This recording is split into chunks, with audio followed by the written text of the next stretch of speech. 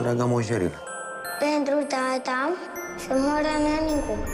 Că asta își dorește el. Care este starea de spirit? Pozitiv.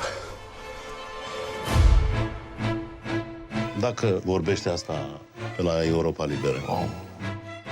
Amație, Lili, acum te-ai găsit să fugi. Dacă găsim o artiță care să semene cu Lili. Aia are pe cineva acolo.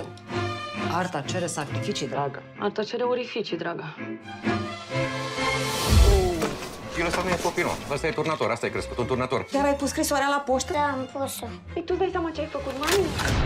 Cum stăm cu tineretul studios? Eu zic că stăm bine, tovarăș colonel. Atmosfera în general pozitivă.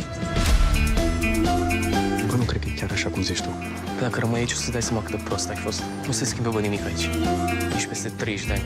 Da, mă, să fure unde nu zice nimeni. Dar nu, de unde să vedem? Nu fi prost. Și la urmă urmei au fost și actori mari acum. Au fost, dar n-au fost acum, când javrele le trag în oameni. Sper să nu mai apară alte probleme. Stați liniștit, ce problemă să mai apară? Oricine bate la ușă, nu deschizi, da? Dacă sună măta, ai zis că m-a dus la meeting. M-a dus la meeting. La meeting, bă, Bă, n-ai sănătos? Bă, ne bagă la pușcărie, bă, idiotule! Tu ești, bă, deja într-o pușcărie.